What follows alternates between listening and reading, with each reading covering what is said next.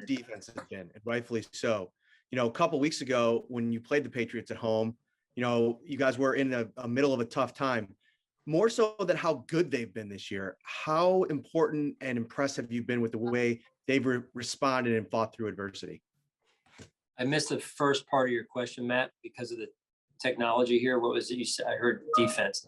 Yeah, more so than just that we've talked so much about how good the defense has been. But how impressive has it been from your vantage point as a coach with how they've been that good at that level, even despite some adversity, along the way? Yeah, I mean, I think you could say the same for our entire team. Very, very resilient group. Just the ebbs and flows of any season, as I've mentioned before, of this season in particular, where, hey man, this is type of year that could have gone in a different direction. But the resiliency of our group as a whole has gotten it to where we're in the playoffs, we win the division again.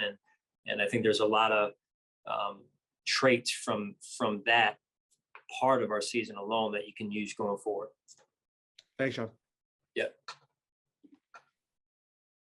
Hey, Sean, I heard you going into a little detail on the radio just now about the way you operate practice under these conditions and things like that. Can you expand a little bit on the decision-making process between inside and out, and how maybe the mechanics of bringing things outdoors in these conditions can maybe not allow you to do everything practice-wise that you would hope to and you can indoors?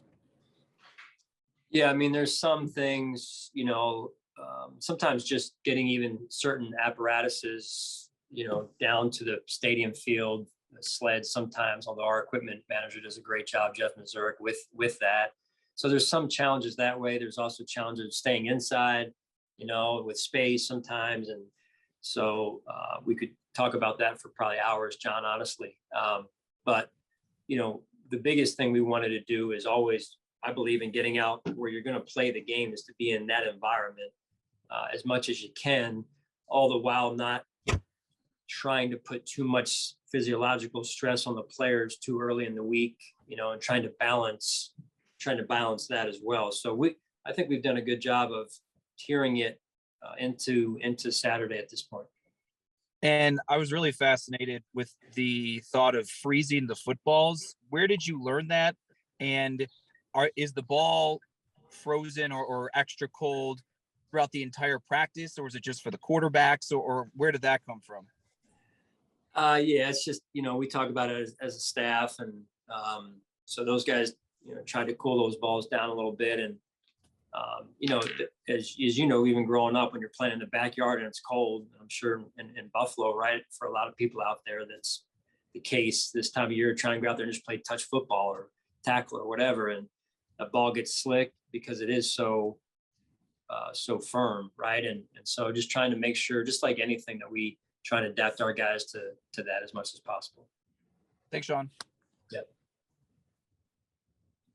Hey, Sean. I know you also mentioned on the radio that it's looking like everyone will be available for the game, and just having all the receivers available again. It's been a while since you guys have been at full strength there. So just what are you looking for out of that group as a whole, and trying to, again, decide just how to spread the ball among all those guys?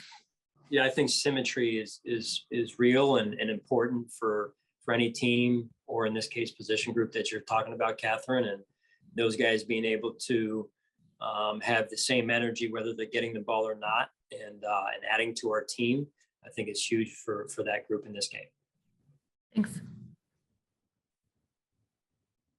Hey, Sean, kind of going off what Catherine just asked, you guys are really healthy. I mean, going into the playoff game and at this time of year, obviously a few guys who lost during the season, but do you take time to I know you don't have a lot of time, but do you take a second to appreciate what it means to have such a healthy roster at this time of year?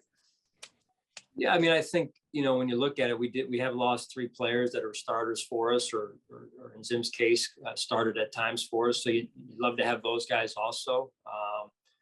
Ike and Trey are really good players as well. So, but I think there's, things that have gone into that have led us up to this point, not just luck, but how we balance the schedule.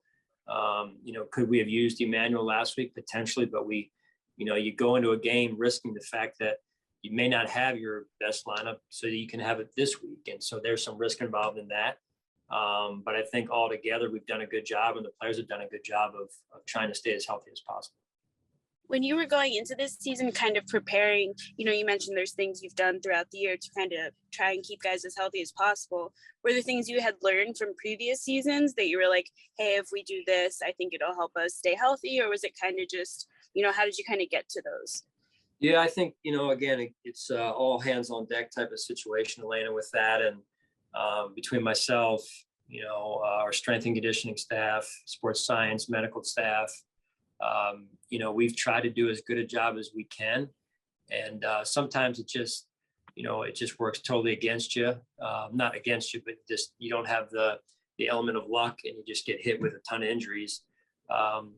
We've done a good job over the years of, I think, balancing all of that juggling act to get ourselves in a good position towards the end of the season with it. Thank you. Yep. Sean, I think you also mentioned on the radio just, still trying to decide who will be on for punt returns as we get closer to the game. But just from like a personal coaching philosophy standpoint, is that something like, do you kind of update guys each day as it gets closer? Do you not really say much until it gets close to the game? Or just for you, what does that look like of if different guys might get called upon, preparing them, but also not putting it in writing if it could change at any minute? Yeah, I mean, that's how things work. Sometimes because we're dealing with humans in terms of things can change day to day, especially now with COVID, just with inactives, people who are inactive or active each week. So that's real. Generally speaking, we try and communicate as much as we can, as early as we can in the week. But again, every situation is a little bit different. And I guess just to follow up, is it any different at guys who might be returning or return specialists versus other positions where there are so many external weather factors at play, or is it the same across the roster?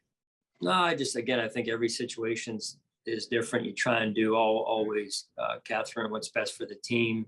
But there's no specific formula for it because, again, every situation is different, even because of weather sometimes, and weather changes, as we know, in Western New York in particular, quite a bit. Makes sense. Thank you. Yep. Thanks, Coach. That's all for today. Okay. Thanks, guys.